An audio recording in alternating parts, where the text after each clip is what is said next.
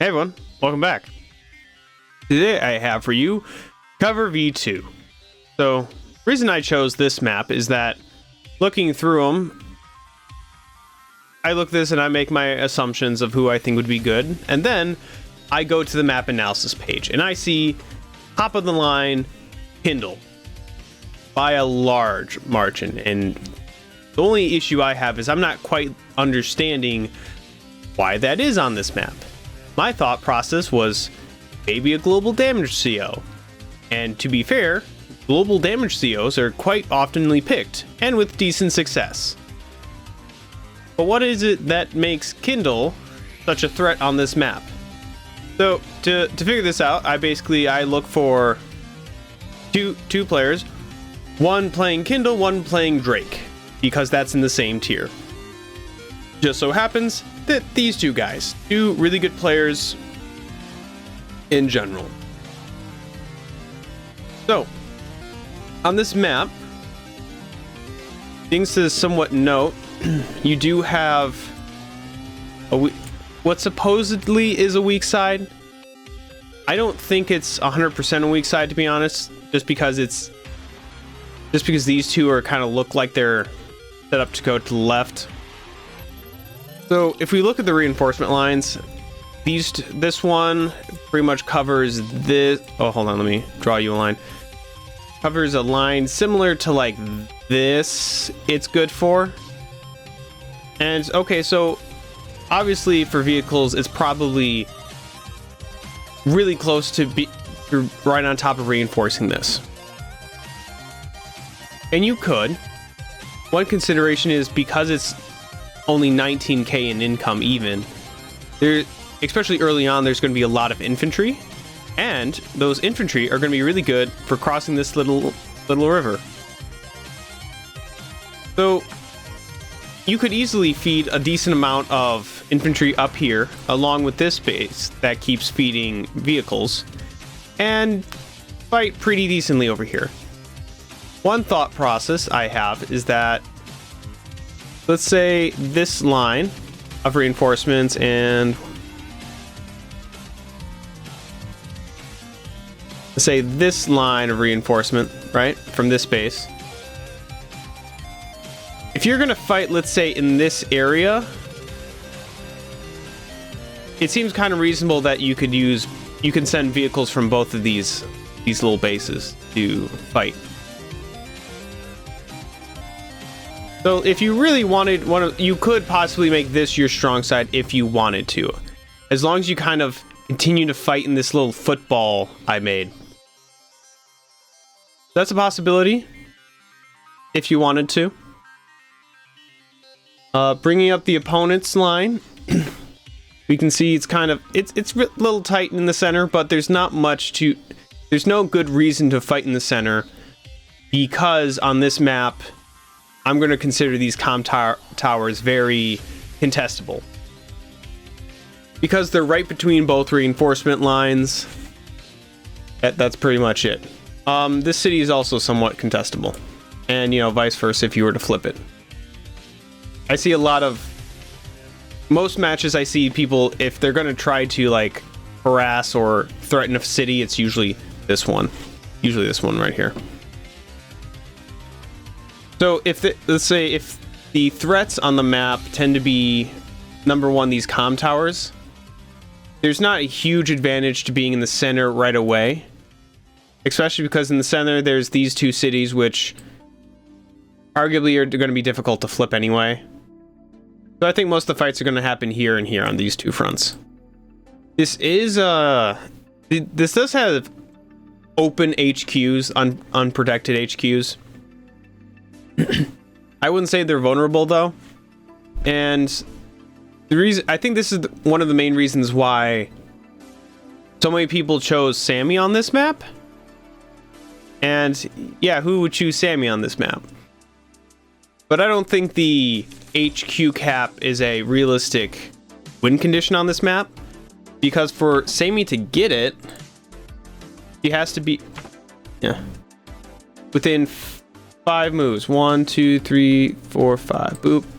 Has to be within this dome 1, 2, 3, yeah. Within this domain within infantry. So, one, you're really close. You're in 1 turn of reinforcement with your opponent, while you're in a little over 3 turns reinforcement. So it's relatively easy for your opponent to protect the HQ. And 2, if you're able to get your infantry over here to this area, guess what else you can easily get with a victory march? All these goodies. And if there's a cap limit, well, you're probably going to get the cap limit. If there's not, at the very least, you're going to get a ton of cities, which is just raw income, and you're probably going to win that way. So I think on this one, it's not too exposed. Semi wants to win nice and slowly. So the other thing unique to this map is the black boat right here, up top left corner. And this is basically spying on your opponent's air support. So right at the bat, if you sent an infantry to go in here to go capture it, well, then it's going to be seen. And in lower elo, you kind of see sometimes them make a preemptive anti-air, and after watching higher end players, I don't think it's that necessary to do so. I think there's better ways to spend that tempo. 2, you could also blow this up, but again, that's a cost of tempo, and to answer that, we're going to have to look at how strong air support is on this map. But before we do that, let's just kind of look here while I remember. 1, 2, 3, 4, 5, 6. So with 1 turn of a battlecopter, it's going to land either right here or right here. So your opponent automatically is going to see it being loaded. One thing to consider is that if it's going, your opponent will be able to see if it's going this way or it's going this way. It can see which tile you went to. And using that, it can kind of make some assumptions on where you're probably going to be sending your unit. You may end up sending it down. You may end up sending it to the right. Your opponent knows off of this information what you might be doing. So going to if air support is good on this map,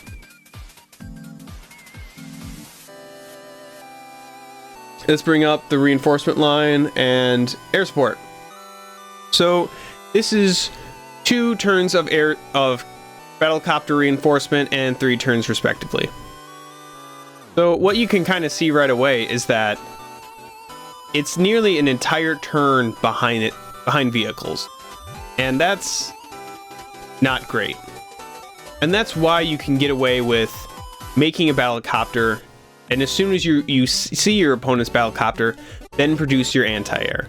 Because if you can predict where it's going to go, then you're going to get to the front line at the same time as the battlecopter. You should be fine. This is also not great for battlecopters in fog, because one of the advantages is your opponent doesn't know when the battlecopter is coming or necessarily where it's going to be. Because you want that element of surprise when you finally come in and you get a good solid hit on it. Being able to see it, it's not going to be as effective.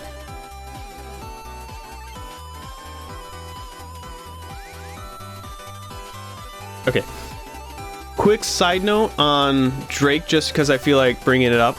He normally has bad air support, but because I don't think air support's too strong this map, I don't think it's necessarily going to be a problem.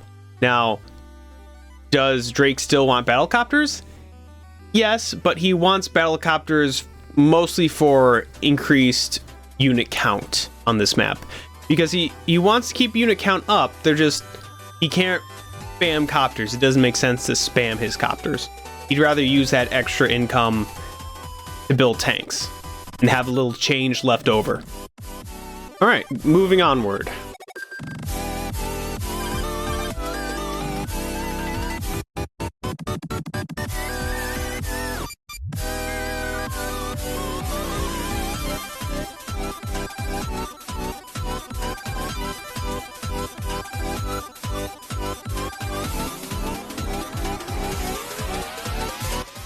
Okay, so it's on day 5 when they start to actually differentiate in their capture phase, and I think it's actually going to be important for the purposes of this match. So we're going to be watching this guy right here. Watch what he does. He goes down into this forest. Can't see that too well. He goes down into this forest. And it makes sense, goes for the more central property, usually are more contested. I think this is not going to... We're just going to see Rip's plan, and you're going to understand how this is going to change some things in the game.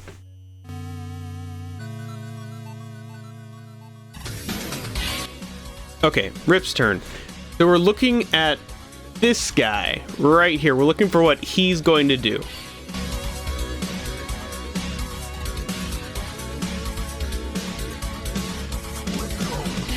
Do you see that? He went to the left. So we're going to see what that's going to change.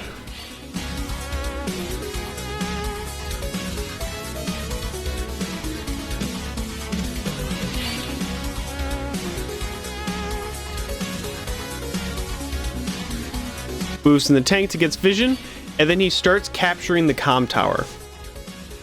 So this is the only real way he could secure the make sure he has the capture, is to forego the income from the properties, but he ensures that he gets the comm tower. And for Kindle and what his plan is, it's going to be important that he gets the comm tower. He's really going to need it.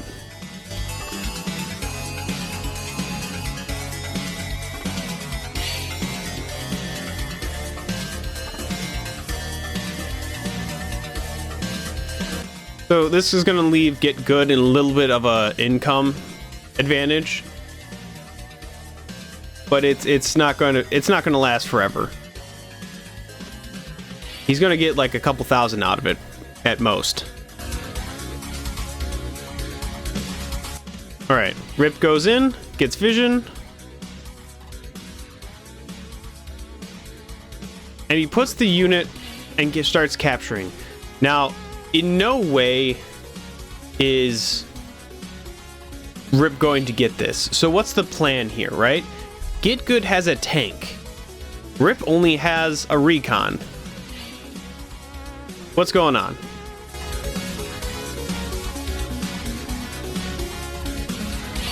Okay, boom with the tank. Clears off a unit, puts one on top. Right now, he is traded. Well, he hasn't really traded. He is cost Rip one unit, costing at 1,000. Okay? We're going to look at how Rip reacts to this.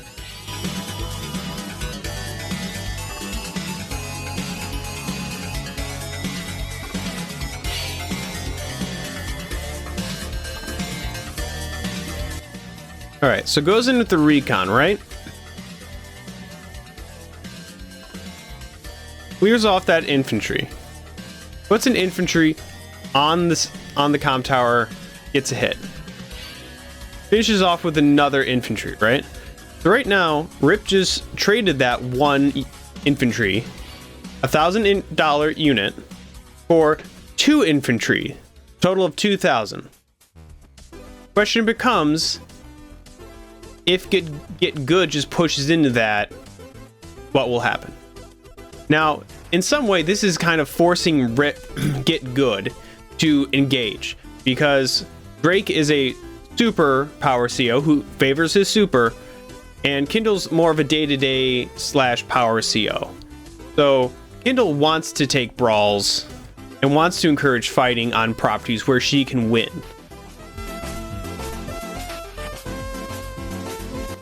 The part that's going to really save this is that Rip is tank chaining units up here. So if he keeps feeding units here and brawling, he could, as long as he's able to maintain on some properties, he can come out favorably ahead, which is exactly what he wants to do. And he's using he's using GetGood's need to get this comm tower to his advantage. to engage in the brawl, because he is going to want that comm tower. Against Kindle, he's going to want it.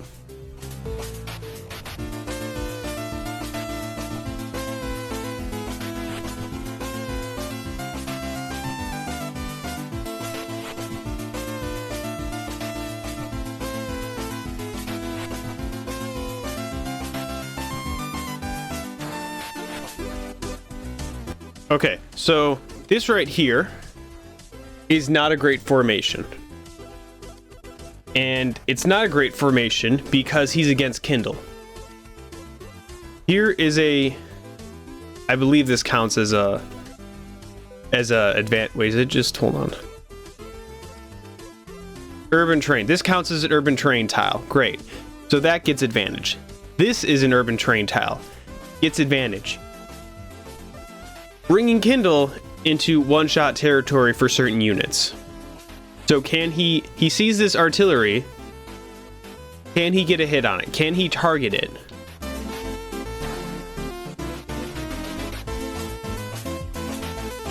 The tanks clears the infantry with the plus 40. Recon, boom.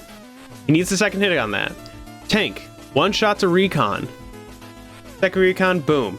This tank, boom, one clean hit on that artillery. That was a great performance right there. Great performance.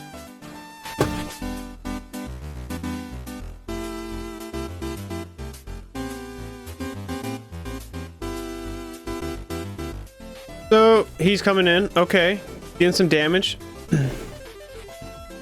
He manages to clear off 2 units, a tank, and a recon. Kind of worth it in my book.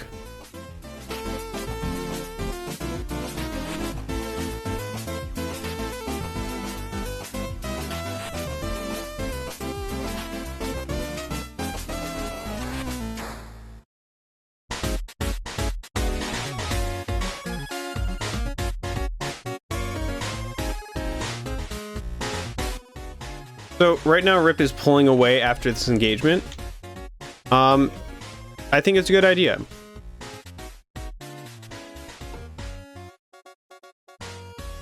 You don't want to just keep pushing into your opponent, because that's going to end in the bad times.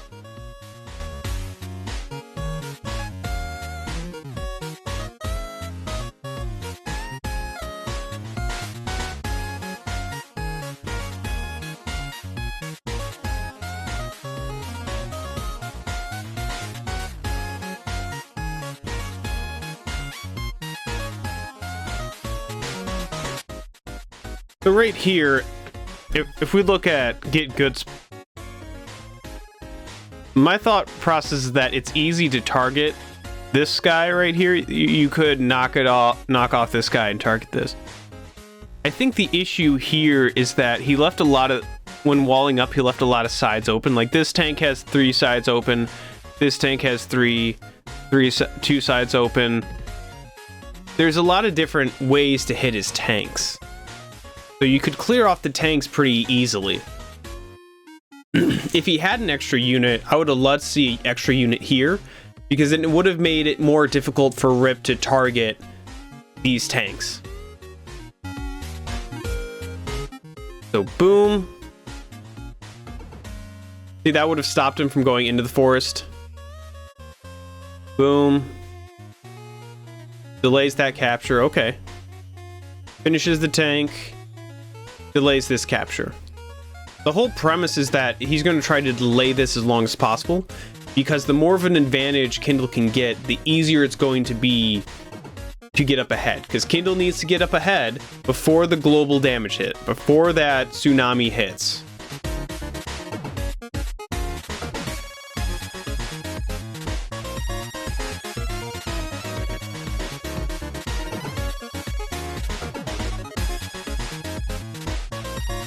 And he starts retaliating. Because right now what's going on essentially on the map is that Rip decides he wants to brawl. GetGood is continuing with that brawl, and it's only going to stop once someone says, I had enough. Because they're both feeding tanks to the same area, and just duking it out, which on the whole is going to be good for Kindle. Especially because Kindle's on route to get her super first. Now he's held on to the power. Maybe it wasn't a good time, but we're going to see why.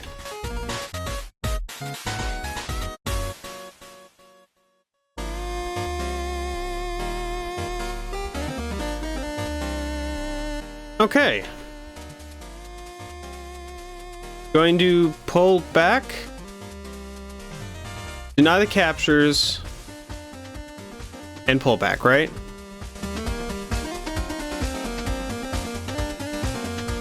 Well, he kind of pulled back the tank.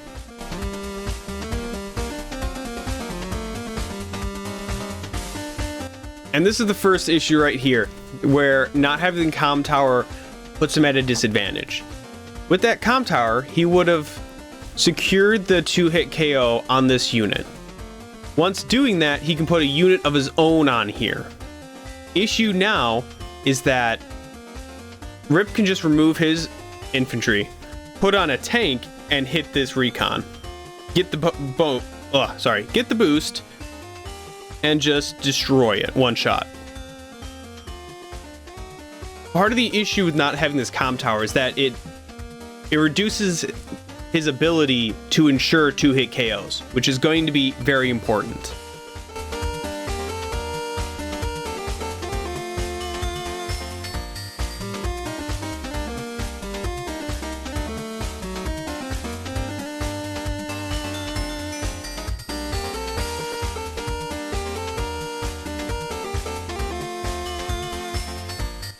Boom.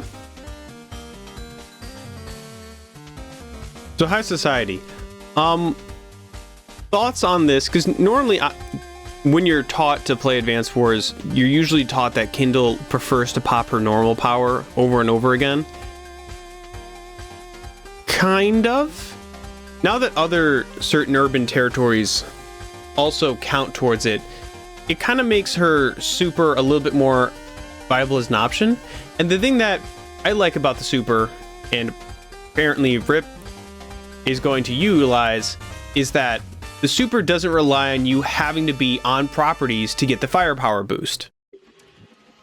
Whereas the normal power, sure, you're getting damage on the cities, but you also need to get some good damage in that turn as well. So super does not require having to be on cities to get its full damage potential. Yeah, but if you can't get on cities, you do a horrendous amount of damage. 2, because of how the powers are ranked, if Rip uses the power this turn, Drake's going to get his power next turn regardless. So he has the opportunity to do as much damage now and overcharge Drake's power meter. So going in, just wrecking havoc on those tanks.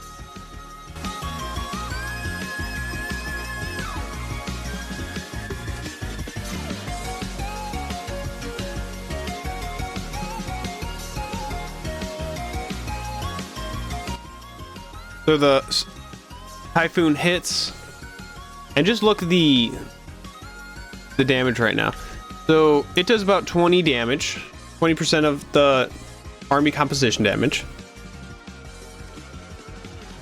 And without Drake taking the turn, Kindle's already ahead.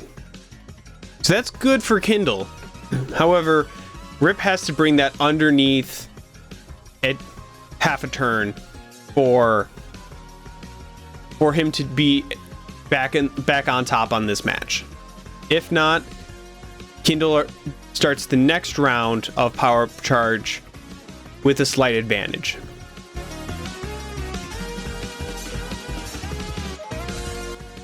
Okay, so check this out twice now. This tank and this tank. He's not been able to finish them off. And this is an issue because he's not able to get a unit in here and position a unit on this tile himself to take a shot at, let's say, this tank, right? Same with this tank. He doesn't have it finished off, so he has to waste a second tank to finish it off if he wants this little tile.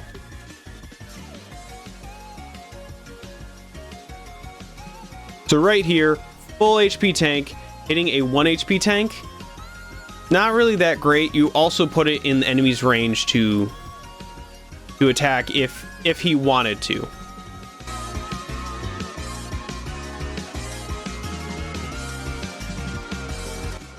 And he makes the Neo. Okay, day 14, usually a standard time to make the Neo. Let's see how well it works out.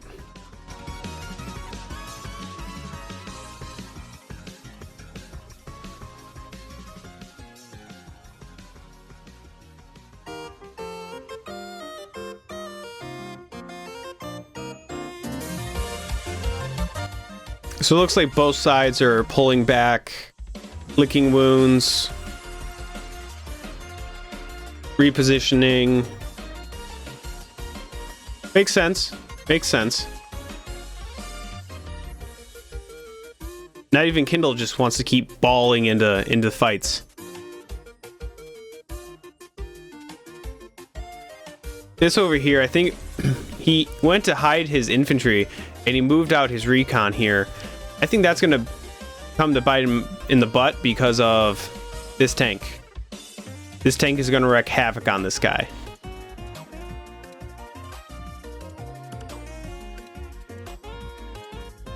Yep, there we go.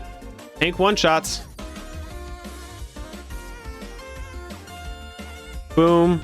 And just wreaks havoc on the infantry. So at this point, the Rip is going to successfully win this corner. And it's going to come down to how fast can Good reinforce and try to fight and take this back.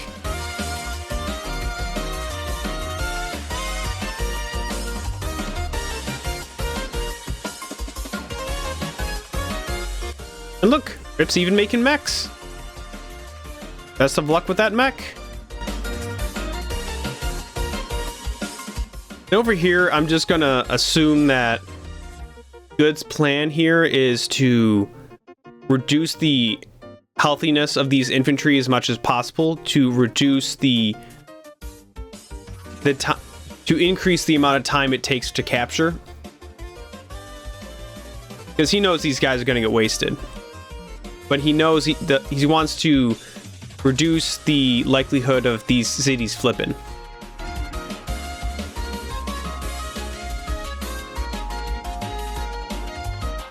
Okay, so two things. One, Good made a battlecopter. Okay, first battlecopter, and it's kind of mid game. So let's see how this plays out. Two, Good has a Neo tank. Rip doesn't have a Neo tank or any type of counter. He does have an artillery, but artillery typically need decent positioning to take a crack on at the Neo tank. So this is going to be, if he does intend to use this, it's going to be difficult. However, at no point yet has Rip seen the Neo tank. Now, usually in the past, he's been able to predict Neo tanks, but he doesn't have any counter. So let's see what happens. Finishes off these guys down here. So this, to me, inherently doesn't seem like such a bad movement, because he's trying to see if there's a tank in these tiles. Because typically tanks go 1, 2, 3, 4, 5. They can't get into the forest on one turn. So in order to be in the forest, they would have had to stop here, following turn get in the forest, and just sit there, wasting their maximum move potential. So it's unlikely that they're in this forest. However, there is very likely that there is a tank in this forest. Well, not likely, but there is a good chance of it. So, in comparison, to this little tile, you're kind of already committed this unit, usually down here. usually you're committed, otherwise it will cost you extra movement to come back to this front. However, if you're in this front, it's not as much of a commitment to go either to the right or to the left. I mean, to the down. I know direction.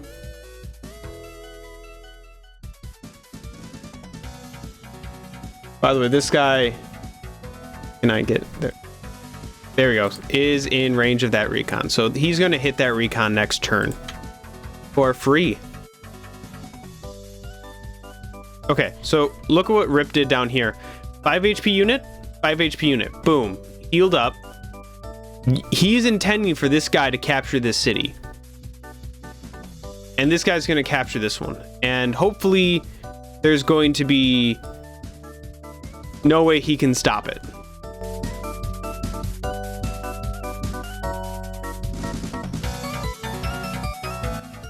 All right, clears the city. And starts balling up his units.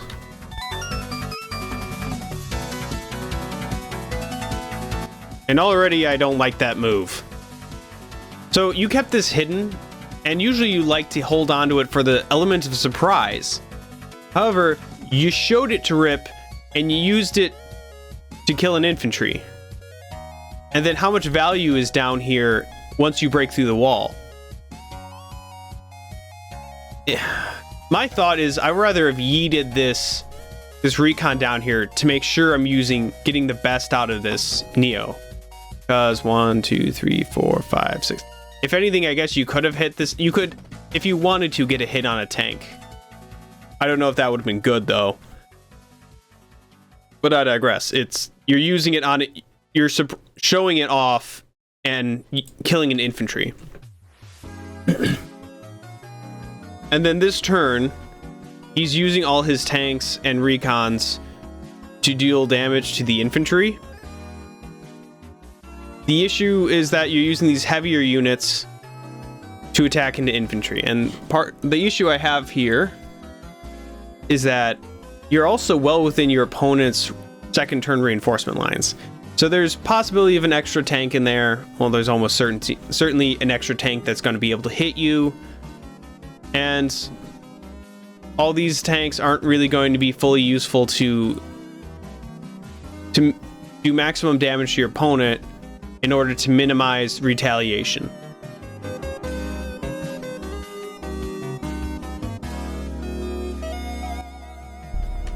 So he now sees that there was a tank in here, and that's going to be important later on. 2, you see that he moves his battlecopter down here. So Rip knows there's a battlecopter, and he knows it's on this square. That might be important.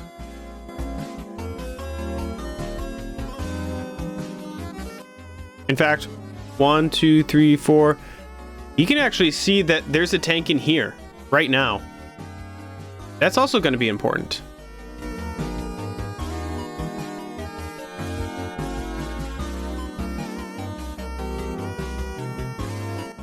Okay, so this turn. Dealing with this Neo tank, he has no counter. What is he to do? Well, what I've previously learned from Rip is that don't worry about it. Why? Because the Neo tank can only harass 1 unit per turn. And usually they want support units around them to help them do what they need to do. However, if you remove all the support units and just go for straight removal of your opponent's unit count, then the Neo tank isn't going to be as effective as it could be. Keep in mind that Neo tank can only do 1 hit per turn, and that's it. Whereas several tanks can do several hits per turn. So if you negate all the tanks and all the vehicles, all the vision, it's not going to be... You're going to minimize the effectiveness that Neo tank is going to be able to have. One of the best ways to kind of examples to demonstrate the importance of unit count is from my friend Emorelleum, who he uses this example. Would you rather have a mega tank or 28 infantry? And 28 infantry overwhelmed the mega tank, and still have plenty of room to do other tasks. There's no point into just yeeting your units into this Neo tank, trying to destroy it, because at that point, if you just threw tanks at it, you'd be trading unit count, and unit count is your most valuable resource in the game. Okay, enough of my blabbering. Boom. Boom. If I wasn't clear, he's gonna go try and destroy as much of these units as he can. That's the plan. Boom. Removes this guy, and because he targets this tank, he gets vision on this of this artillery, and because it's next to a property, this little guy's going bye-bye. Boom. And get the artillery. There you go. And finish off the tank and maybe this recon. Beautiful. That was beautiful. So in this case, the Urban Blight is mostly to stop this capture of this comm tower. However, the secondary effect it has is that it's going to do 3 damage to all these that are on cities. And the effect that's going to have is the next turn, all that money healing up is going to be taken away from his potential build order. So he may have to change his plans on what to build next if he doesn't have enough money due to whatever units are on cities or bases. So that's the secondary effect, but it's mostly for that comm tower. He's really denying the comm tower and the fact that he can one-shot this tank. That's also very useful.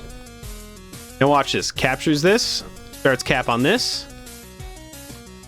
Boom. He knew there was a tank in here, and what does he do? He just blocks it off. Brilliant play. Brilliant play. 10 out of 10.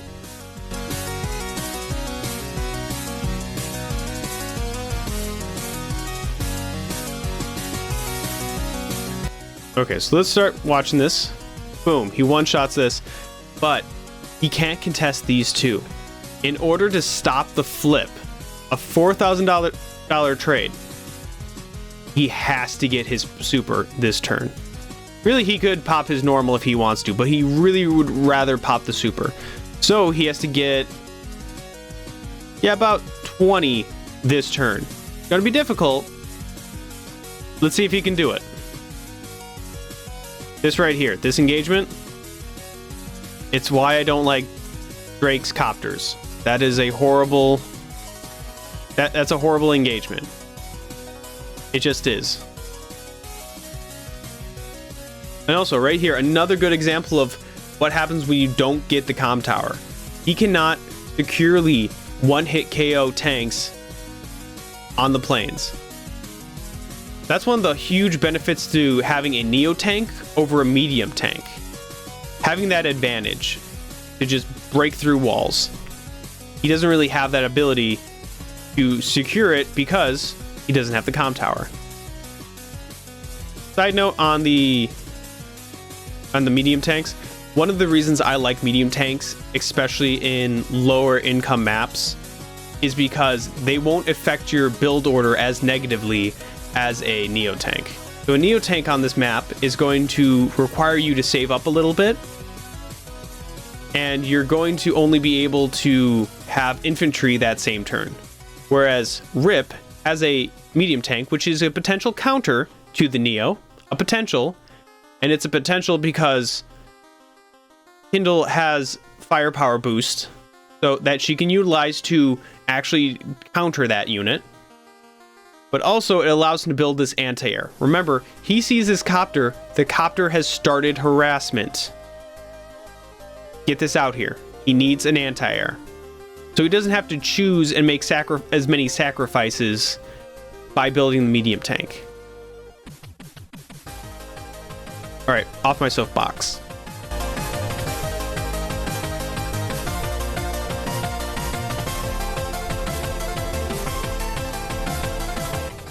So he's taking okay engagements. Here's the one downside of forcing your your Typhoon at the end of your turn is that you don't get the 10% power boost in defense to take engagements. All those engagements are already over. You just get the blanket damage on top. So he does get it. And he does delay these swaps. In terms of money, he's 10k behind. He's half a turn ahead at this point. And he hasn't even built yet, so far he's regaining some of the fight.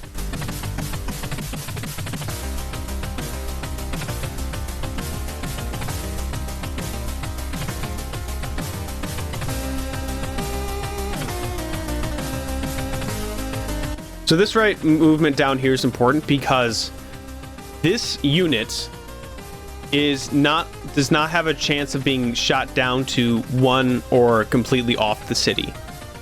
So, because of that, they can only get 1 hit on this from this tile. By putting this infantry here, he guarantees that he's not going to be able to stop this flip, nor this flip. So the flip's still going to happen, it's just going to be 1 turn later.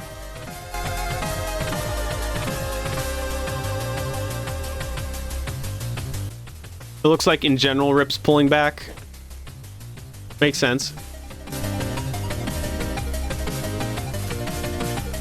Boom. See, he didn't stop it. It would have been...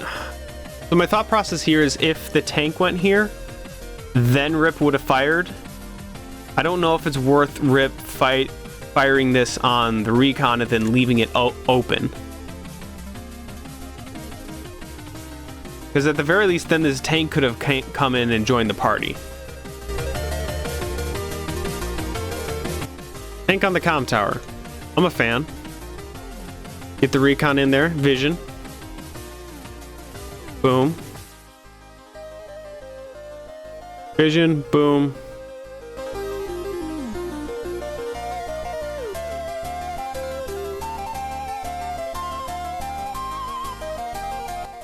He even makes a transport of his own. Okay. Okay. Getting those infantry to the front line.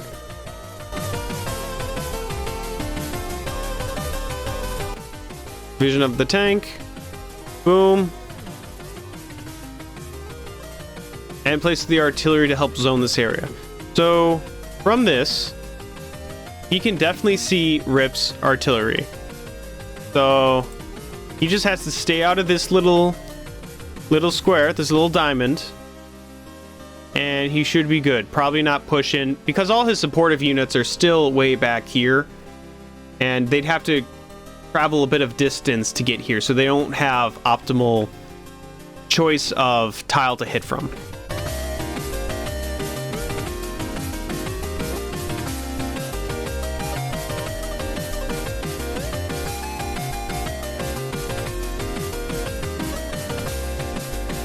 Okay, good. Let's see what you do. Oh no. No, I don't like that. I don't like that at all. So he's in range here. He's in range. But now he has to stop Rip from getting any vision on this forest tile. And look at where all his units are. All his units are over here. How is he going to wall up this? I don't see a good way of doing it. 1 HP unit. Okay, that's gonna get hit. Let's say this guy will do the job. This guy can probably do the job, right? Sure. I mean, sure, you're doing some damage to the tanks, but he's gonna target the Neo tank. That's what I would do. That's the real threat here.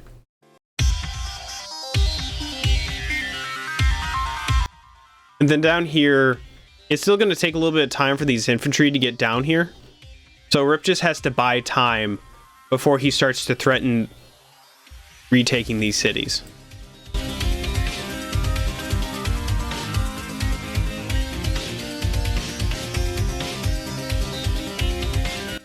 Okay, not to employ favoritism here, but Rip, let him have it. I consider this a blunder right here, honestly. Boom, gets vision. Not only that, he has a medium tank ready to do the second hit. Any of these tanks will do to clear this guy.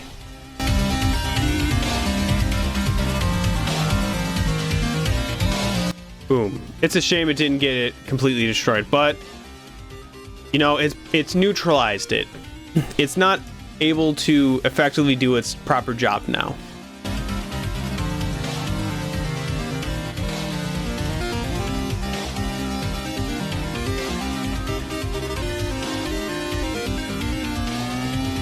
And the capture begins.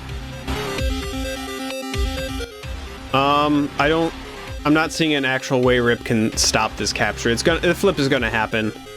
But he's got a couple days out of that income, so hopefully he can use it.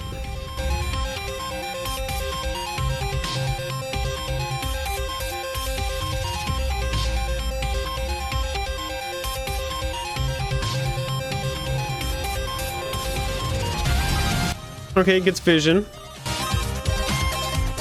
I still don't think it's worth attacking into this, right? So we put up the enemies. Rip really doesn't want to push behind this line too much unless he has overwhelming unit count. And according to the stats, he doesn't, so he doesn't want to fight on his opponent's turf. So let's not fight on his opponent's turf. Not sure how to feel about that. Maybe it's just my hard wiring, but this has to be a trap, right? Putting this unit, a decent value unit, vulnerable next to a city, it has to be that he's intending to shoot at whatever is there, right? Right? It's a trap. Gotta be.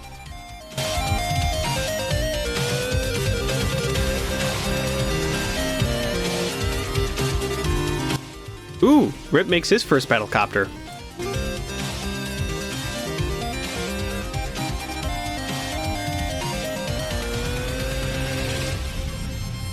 Okay, this move right here, this on the city. I'm not saying this is wrong. I'm just saying there's something to consider here, especially because it's a low income match, right? For the Neo tank to fully get back to where it wants to be is probably going to be like 4 or 5 turns. That's going to be 4.5k every turn to heal up that Neo tank over like 4 turns. So that's a decent chunk of change. And the reason why I think it's kind of something to consider on a map like this is because look at GetGood. His income is 18k. Right, so -4 from that. That's the difference between being able to make 2 tanks this turn or a tank and 2 infantry. And if he, for as long as he heals, that's kind of where he's landing with this for the 4 turns it takes to heal that. Making this arguably worse is that he has tanks, he has other units that need healing on cities that are going to also affect this negatively. So it's something to consider, although you do, in most cases, yes, you do want this. I'm not saying it's good or bad, I'm just saying it's something to consider with these lower income matches. It will, if you need certain build orders, it can screw you over.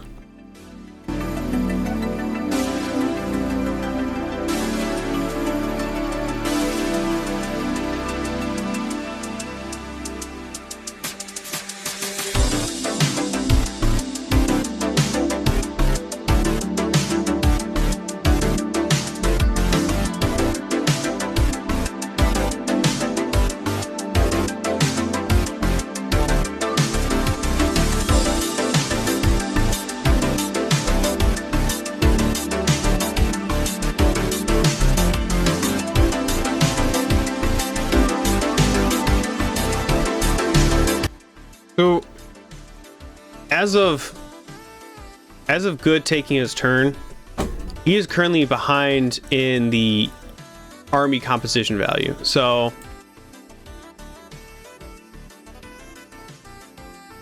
I would still say Rip needs to gain a much more of a lead before the Typhoon hits. He still does, because 20% of that is going to flip the tide of the game. The Rip needs to get some damage in.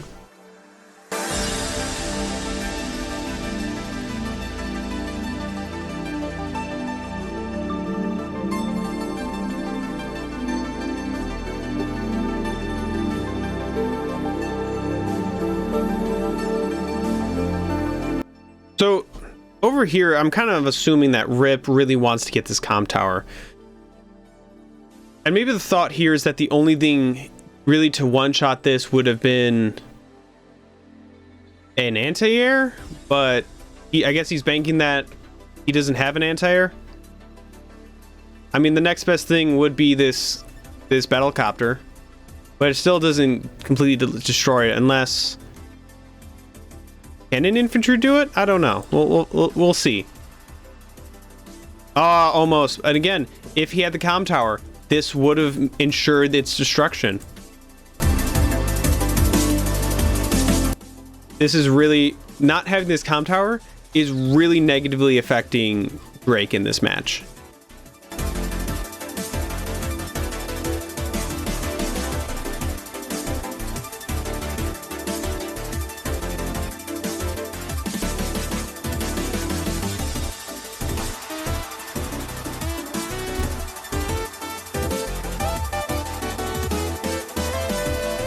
I'm not sure why Rip is moving all his units to this side.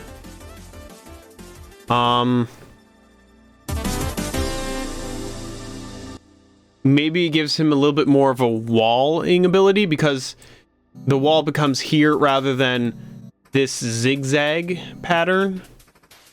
Maybe that has something to do with it. I'm not sure, to be honest. Maybe it's just he wants a city to threaten over here rather than just these same two cities. But the based off the powers, the brawl's about to happen. It's about to rumble.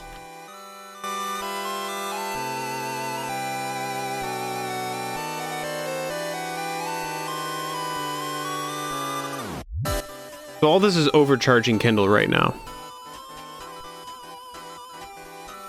Why?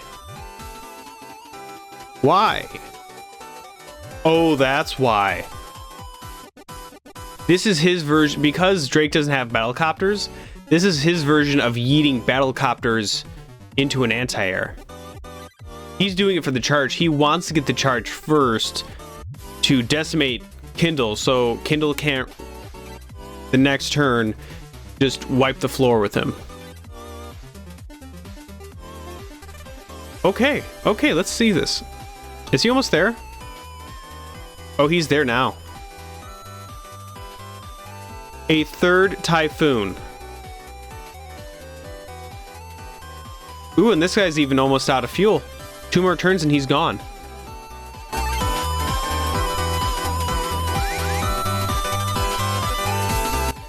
I don't know what the thought down here is. Honestly, he doesn't have a chance of getting those.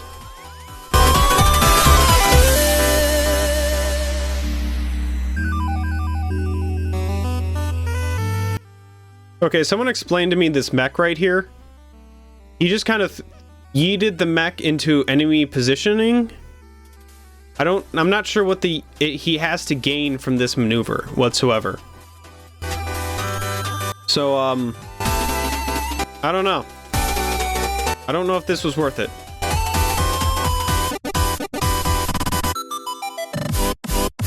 Popping the high society. Boom. And now he has enough damage to just remove these units. Very least stop this flip. Oh, that's nice. Oh, whoopsie. So he makes sure to go around. Doesn't go in this forest. But he gets a nice solid hit on that guy. Boom. Finishing off the infantry. Making room for some other units.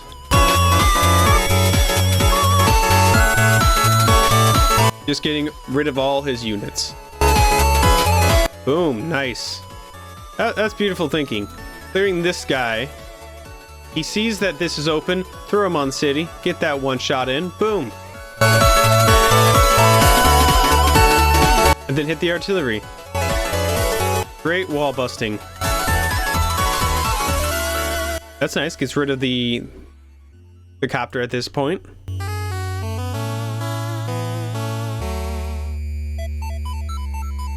Okay, how do you retaliate? So there's incentive to do as much damage this turn because it won't go to Rip's charge.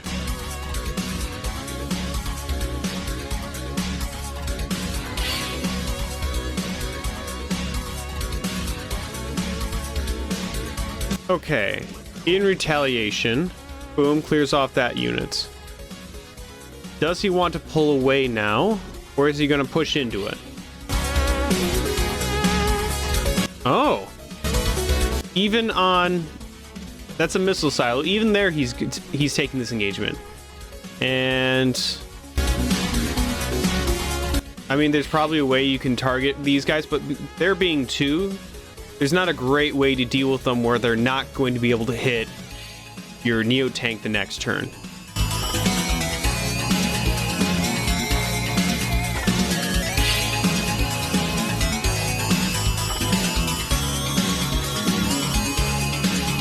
And even this late into the game, Rip's still making a transport copter.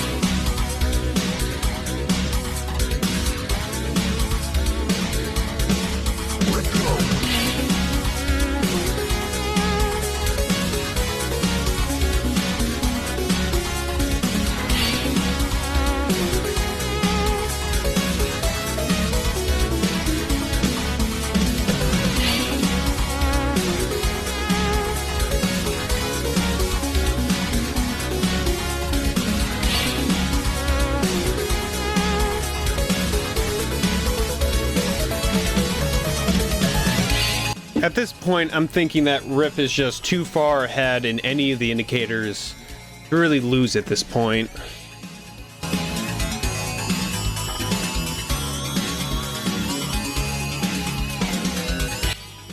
Ooh, and he pops the tsunami. The small power. I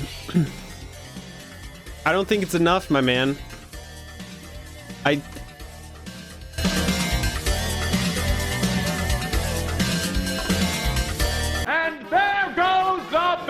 Oof. That was an interesting one, and I think for me, what's the most likely culprit is going back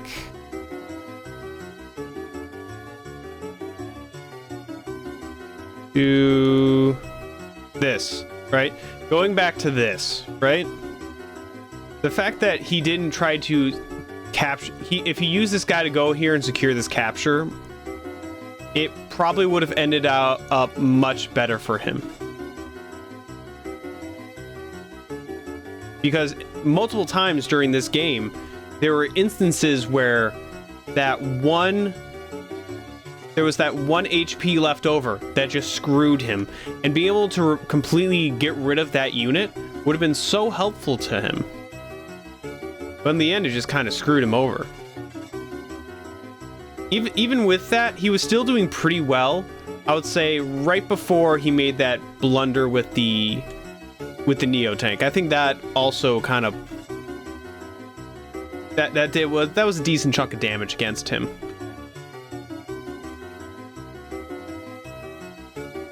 Well, I think I understand how Kindle usually wants to play a little bit more, because the whole battle was around these cities for the most part, right? He was able to maintain decent control and being able to take hits off of these cities. And in some cases, these cities too. So that's kind of how Kindle wants to play on these maps. So, do you think this is a Kindle-dominated map? Do you think global damage is the way to go on this map? Go ahead and let me know. And as always, thanks for watching.